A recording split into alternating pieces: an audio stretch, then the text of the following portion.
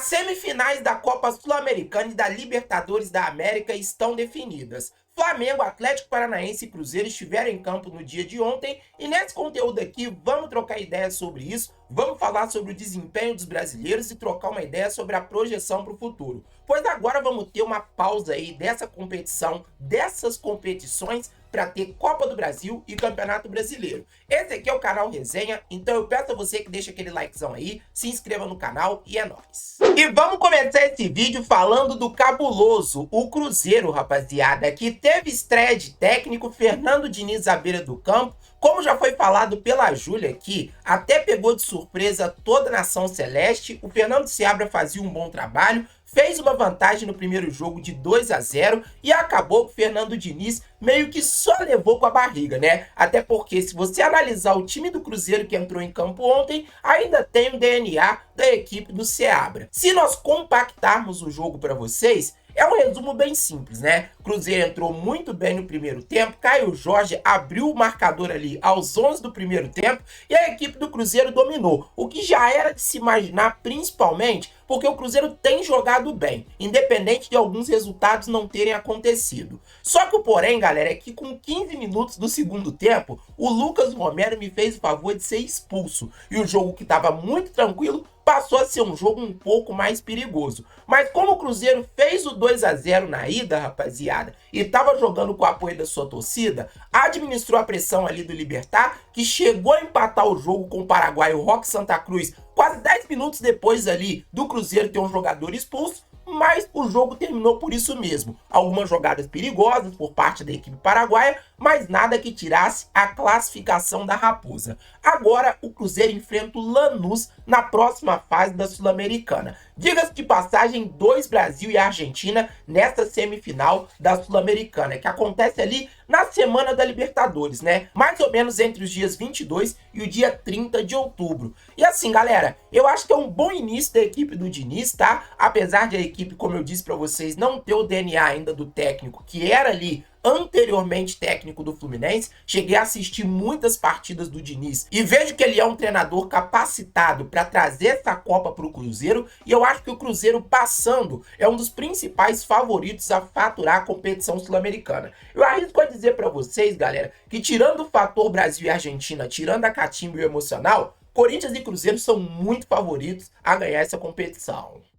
E o adversário do Corinthians saiu de um outro confronto que envolveu Brasil e Argentina e teve um brasileiro também. E também teve estreia de técnico, que foi o Lúcio Gonzalez. O ex-meio-campista argentino, que aí jogou em seleção, era um cracaço de bola, me lembro muito dele na época do Porto, assumiu o comando da equipe do Atlético Paranaense, depois que o técnico Vivarini foi embora, né? Os resultados não têm acontecido para o Furacão, que nem em casa tem jogado bem no ano do seu centenário, e é aquela coisa, né, rapaziada? Talvez, eu acho que nos últimos anos é o ano que o Furacão tem uma equipe talvez mais qualificada e que apresenta um futebol mais burocrático. E o resultado disso está pesando tanto no Campeonato Brasileiro quanto na competição sul-americana, que ontem foi mais um dia daqueles para quem torce pro Furacão. Com 19 segundos de jogo, rapaziada, o Furacão tomou um gol que é de videogame, é algo absurdo. Se você contar para alguma pessoa que aquele gol aconteceu, dificilmente a pessoa vai acreditar. Mas é aquela coisa, né? O Racing, que não tinha nada com isso, acabou tirando a vantagem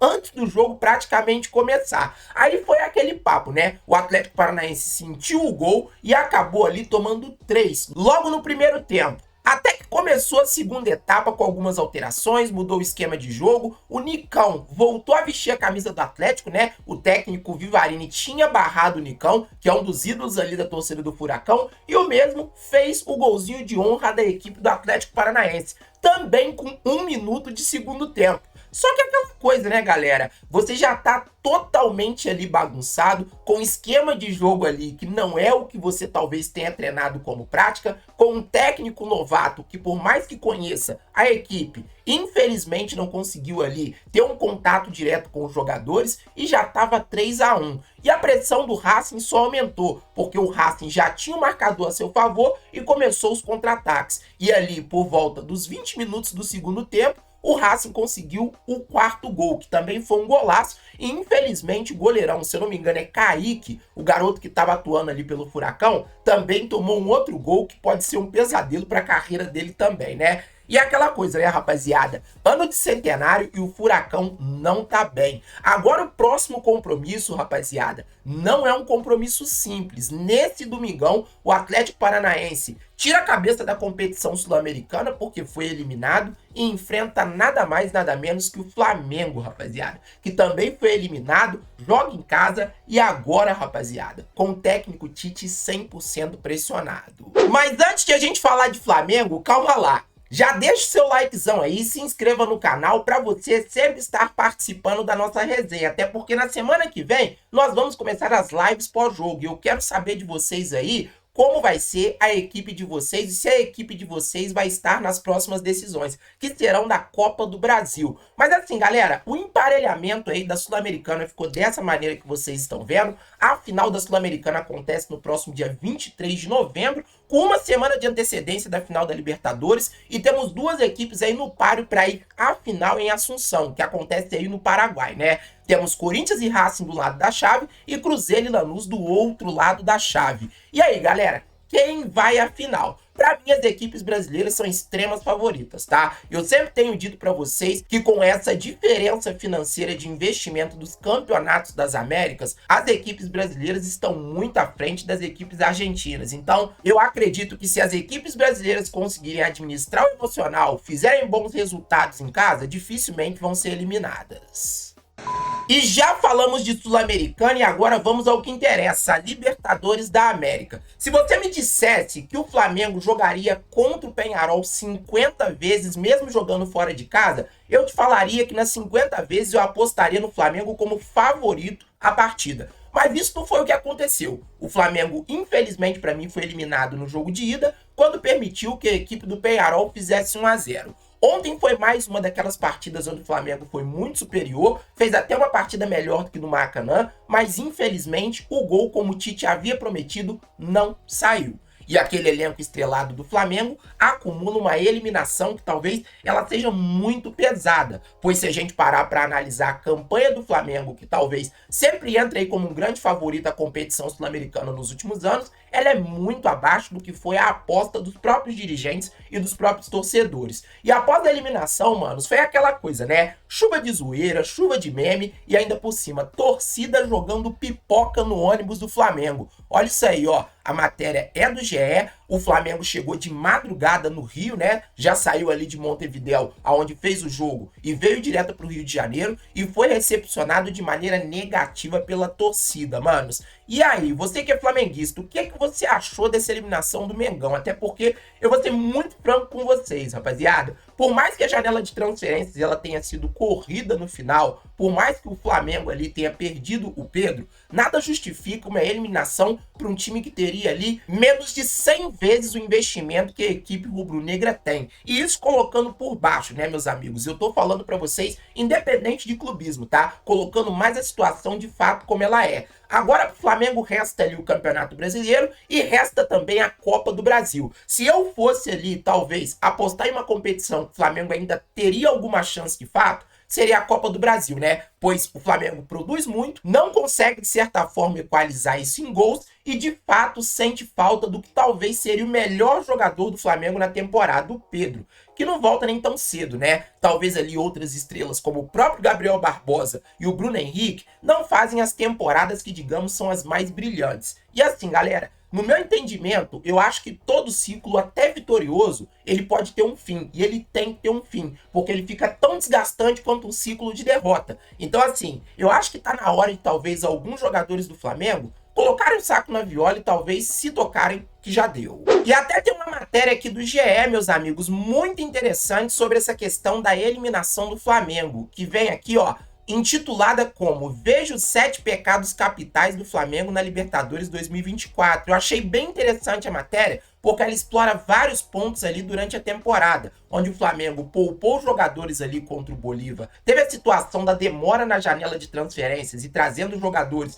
que são jogadores renomados e muito bons de bola, inclusive o Michael, mas muito tardiamente, entre outros fatos. E até mesmo a própria lesão do Pedro que eu citei para vocês. Assim, galera, eu acho que realmente das últimas 4 temporadas do rubro-negro carioca, eu acho que é uma das piores a nível geral de rendimento, fazendo um comparativo base. E além de aqueles 7 pecados capitais que o GE enumerou, rapaziada, ainda vale lembrar sobre o técnico Tite, que eu acho que agora a pressão e a corda no pescoço dele tá de fato ali bem ajustada, porque sem sombra de dúvidas você ter grandes contratações, grandes jogadores e ainda um time muito acima do time do Peñarol, que sem sombra de dúvidas é muito bem treinado, né? O técnico Aguirre é um técnico experiente, seleção uruguaia, Internacional de Porto Alegre, entre outras equipes, a gente tem que parar para analisar que não é aceitável a ideia de uma equipe com tanto investimento, tendo um técnico super badalado, ex-treinador de seleção, fazer partidas ali que não consigam resultar em gols. Então, eu acho que um pouco dessa culpa também passa pelo técnico Tite. Mas falando diretamente aqui sobre a Libertadores como um todo, manos, ó, temos aí também o emparelhamento da fase final da Copa Libertadores da América. Depois de 51 anos, o meu Botafogo volta aí às finais da competição, vai enfrentar o Peñarol, inclusive 27 anos depois da grande conquista da Conmebol, quando enfrentamos o Peñarol também numa semifinal, e do outro lado temos o Galo contra o River Plate. E assim, rapaziada, o Galo, por mais que a gente tenha ali uma certeza que tem um ótimo elenco, eu acho que desses finalistas aí, junto com o Peñarol, é um dos grandes azarões, entre aspas, né? Ninguém imaginava ali, se a gente analisasse o início ali da Libertadores, como o Atlético vem jogando no Campeonato Brasileiro, que o Atlético fosse afunilando tanto nas competições. E talvez, manos, até fazendo uma consideração com vocês aqui sobre a partida ou sobre as partidas da quarta-feira, o Atlético talvez fez o melhor jogo na Arena MRV desde que ela foi inaugurada. Eliminou o Fluminense, vai com moral para essa semifinal, acho que tem muita chance de passar, principalmente se fizer um resultado interessante em casa, e o Botafogo do outro lado talvez tenha a tarefa mais simples. Mas se tratando de simplicidade, eu não sei se dá pra gente colocar isso na balança, até porque o Peñarol é 5 vezes campeão da Libertadores, enquanto o Botafogo ainda não conquistou a orelhuda. Mas enfim, meus queridos, esse foi o nosso videozão aqui. Eu espero que todos vocês tenham gostado. Um giro rápido sobre essas questões e informações que a gente teve aí sobre os últimos jogos. E vale lembrar até, pra gente fechar aqui, que Flamengo e Fluminense assinaram hoje o contrato de 20 anos de concessão do Maracanã. Mas isso é coisa para a Júlia detalhar para vocês lá no Dominada pelo Flu, que é o canal dela, que ela fala exclusivamente de Fluminense, e talvez essa matéria aqui ela é mais pertinente para aquela discussão. Belezinha? Tamo junto, rapaziada. Forte abraço a todos, likezão, opinião de vocês aí nos comentários. É nóis!